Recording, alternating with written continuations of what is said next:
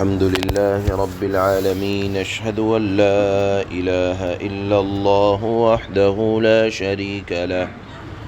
وأشهد أن سيدنا ومولانا محمدا عبده ورسوله أما بعد فأعوذ بالله من الشيطان الرجيم بسم الله الرحمن الرحيم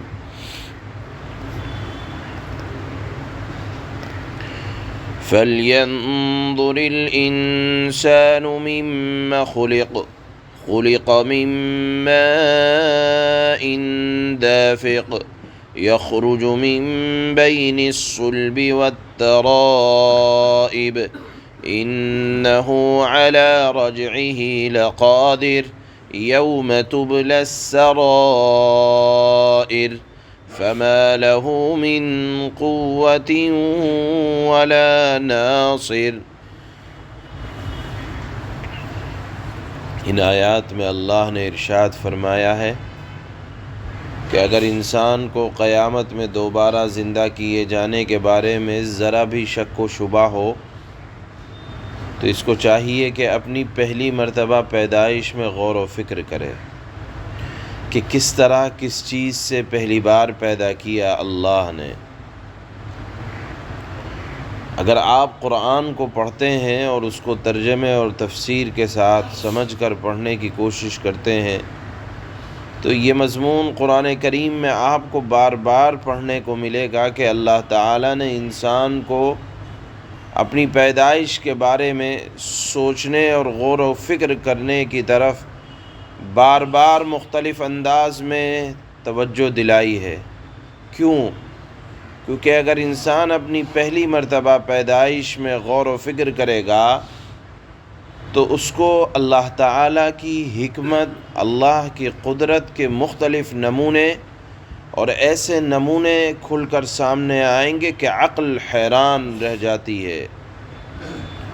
چنانچہ یہاں بھی اللہ نے اسی مضمون کو بیان فرمایا، فَلْيَنظُرِ الْإِنسَانُ مِمَّا خُلِقَ۔ انسان کو چاہیے کہ وہ غور کرے، دیکھے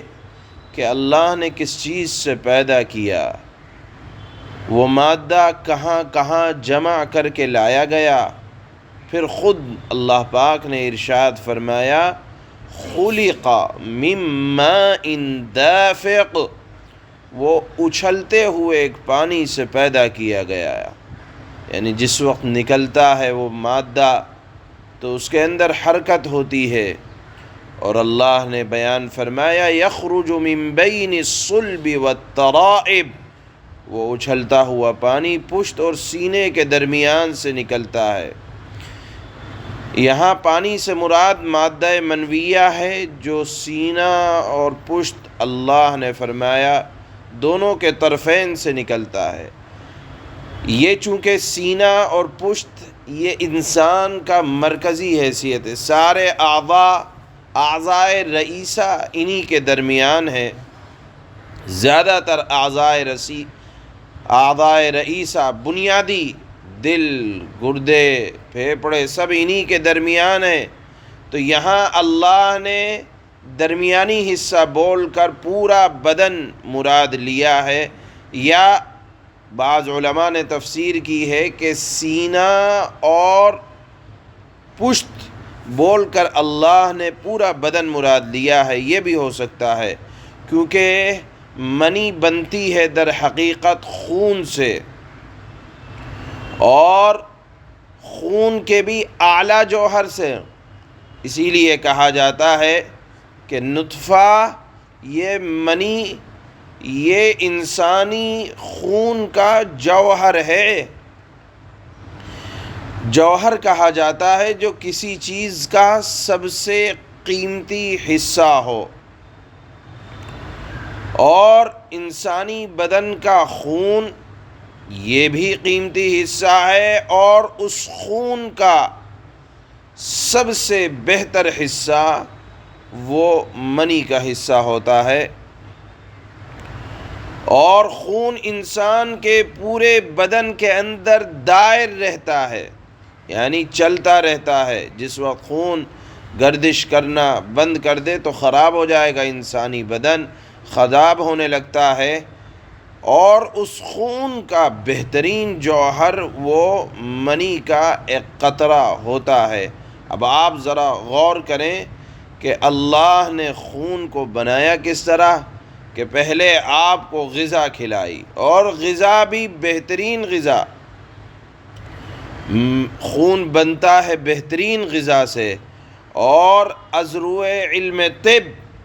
جب غذا معدے کے اندر 72 گھنٹے گزار چکی ہوتی ہے تو اس کھائی ہوئی غذا سے خون بننے کے بعد اس کا پھر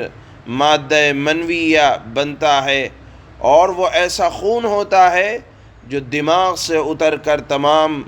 اعضائے رئیسہ سے ہو کر اور پھر خصیتین سے پہنچ کر رحم مادر میں اللہ اس کو پہنچاتے ہیں۔ اب آپ دیکھیں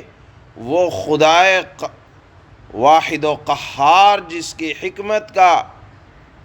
ٹھکانہ نہیں کہ آپ دیکھیں مادہ منویہ پہنچا، لیکن آپ دیکھتے ہیں کہ اس مادہ منویہ کے ذریعے سے اللہ ایک خاندان کو چلاتا ہے، اور جو اولاد ہوتی ہے آپ دیکھیں اس میں سوچنے سمجھنے کی صلاحیت، خاندانی چیزیں کہیں نہ کہیں وجود پاتی ہیں۔ تو صرف اللہ انسان ہی نہیں بناتا، بلکہ وہ عادتیں جو خاندان کے اندر ہوتی ہیں، ماں باپ کے اندر ہوتی ہیں، عام طور پر رنگ و روپ، عام طور پر مزاج ماں باپ کا بچہ اختیار کرتا ہی ہے، یا اس کے کہا جاتا ہے کہ گھٹی میں مل جاتی ہے وہ بات۔ یہ تمام تر چیزیں جو باپ سے منتقل ہوتی ہیں اولاد کے اندر، وہ اسی مادہ منویہ کے ذریعے سے۔ اب آپ دیکھیں اگر کوئی بنا سکے تو بنائے، بنا کے دکھائے، اور اگر بنا بھی دیا تو وہ اخلاق جو اولاد کے اندر باپ کے آتے ہیں، وہ مزاج جو باپ کا اولاد کے اندر آتا ہے، وہ کون منتقل کرنے والا ہے؟ لہذا اللہ نے فرمایا فَلْيَنظُرِ الْإِنسَانُ مِمَّا خُلِقَ، انسان کو اپنی پیدائش میں غور کرنا چاہیے۔ تو جو اللہ جس ذات کو یہ قدرت حاصل ہے کہ وہ انسان کو پہلی بار پیدا کرتا ہے اور ایسے عجیب و غریب طریقے سے پیدا کرتا ہے، تو وہ یقیناً اس بات پر بھی قادر ہے، اس کو قدرت ہے کہ جب چاہے انسان کو مرنے کے بعد دوبارہ اسی کی صورت کی طرف لوٹا دیا جائے گا۔ تو اللہ کے لیے اللہ نے یہ مضمون بیان کرنے کے بعد فرمایا اِنَّهُ عَلَىٰ رَجْعِهِ لَقَادِرٌ، یقیناً یہ اللہ کے لیے دوبارہ لوٹایا جانا، یعنی روح کا بدن پہلے سے موجود ہے، پیدائش ہو چکی ہے، اللہ نے لفظ استعمال کیا رجع کا۔ رجع کے معنی آتے ہیں، رجوع کے معنی آتے ہیں لوٹانا۔ اب اثر نو جسم تیار نہیں ہوگا، جس خلقت پر اللہ نے پہلے پیدا کیا تھا، روح نکال لی تھی، اِنَّهُ عَلَىٰ رَجْعِهِ لَقَادِرٌ، اسی بدن کے اوپر اللہ روح کو لوٹائیں گے، وہی بدن اللہ دوبارہ اس کے اندر حیات عطا فرمائیں گے، اور یہ دوبارہ کیا جانا زندہ یا روح کا لوٹایا جانا زندہ، یہ اللہ کے لیے کوئی مشکل کام نہیں ہے۔ جو اللہ پہلی مرتبہ مادہ منویہ سے پہلے غذا، اور غذا کے بعد خون، اور خون کے بعد مادہ منویہ، اور پھر مادہ منویہ کو رحم مادر میں منتقل کرنا، اور رحم مادر کے اندر بچے کی پیدائش کا ہونا، اور اس میں اخلاق کا منتقل کیا جانا، اور پھر بچے کا ایک اچھی شکل میں بننا، اور پھر ماں کے پیٹ سے نکلنا، اور اس کے راستے کو آسان بنانا، یہ ایک واحد و قہار کے علاوہ کوئی نہیں کر سکتا۔ جس ذات نے پہلی مرتبہ اتنی آسانی کے ساتھ پیدا کر دیا، تو اس کے لیے دوبارہ پیدا کیا جانا کوئی مشکل نہیں ہے۔ تو اللہ نے انہی نشانیوں پر غور و فکر کر کے نتیجے پر پہنچ کر ارشاد فرمایا کہ یہ کام اللہ کے لیے مشکل نہیں ہے، بس شرط یہ ہے کہ انسان کو اس بات پر ایمان اور یقین رکھنے کی ضرورت ہے، اور خدا کی اس نشانی پر بھی غور و فکر کرنے کو اللہ نے بار بار دہرایا ہے، اور پھر فرمایا کہ دیکھو یہ دوبارہ پیدا کیا جانا کب ہوگا؟ یوم تبلی السرائر فما لہ من قوت ولا ناصر، یہ دوبارہ پیدا کرنا اس روز ہوگا جب اس روز قلعی کھل جائے گی، یعنی سب کے راز کھل جائیں گے، سب کی چھپی ڈھکی باتیں عام ہو جائیں گی، اور جو باتیں دل میں پوشیدہ ہیں میرے علاوہ اور میرے اللہ کے علاوہ کوئی نہیں جانتا۔ رات میں کون کیا کر کے آیا ہے کوئی نہیں جانتا، صرف اللہ جانتا ہے۔ وہ تمام راز اچھے ہوں یا برے اللہ سب کو کھول دے گا۔ کوئی راتوں میں عبادت کرنے والا ہوگا تو لوگ پیشانیوں کو دیکھ کر، چہروں کو دیکھ کر پہچان لیں گے کہ یہ بڑے سچے لوگ تھے، اور جو جھوٹے مکار ہوں گے، گنہگار ہوں گے اور بغیر توبہ کے مرے ہوں گے تو اللہ ان کے تمام رازوں کو کھول دے گا۔ لہذا سب مخفی باتوں کا کھلنا، یہ عقیدہ رکھنا، یہ قرآن کا حکم ہے۔ چنانچہ اللہ نے فرمایا یوم تبلی السرائر، قیامت کا دن ایسا دن ہوگا کہ سب کے سب راز کھل جائیں گے، اور پھر نہ کسی کو کوئی حمایتی ملے گا۔ دنیا میں تو لوگ مدد کے لیے، مالداروں کی مدد کے لیے کھڑے ہو جاتے ہیں، حیثیت والوں کی مدد کے لیے کھڑے ہو جاتے ہیں، کوئی طاقت کا استعمال کرتا ہے، کوئی اپنے مددگار کو بلاتا ہے پریشانی کے عالم میں، لیکن وہاں کی پریشانی ایسی ہوگی کہ اللہ نے فرمایا کہ سوائے پچھتائے کے کوئی حاصل نہ ہوگا، نہ کوئی مددگار ملے گا، نہ کوئی عذاب سے بچانے والا ملے گا، نہ کوئی طاقت حاصل ہوگی۔ اس مضمون کو اللہ نے یہاں سورۃ الطارق کے اندر بیان فرمایا۔ اللہ فرماتے ہیں فَلْيَنظُرِ الْإِنسَانُ مِمَّ خُلِقَ، اب انسان کو یہ دیکھنا چاہیے کہ اسے کس چیز سے پیدا کیا گیا ہے۔ خود ہی اللہ نے جواب دیا خُلِقَ مِن مَاءٍ دَافِقٍ،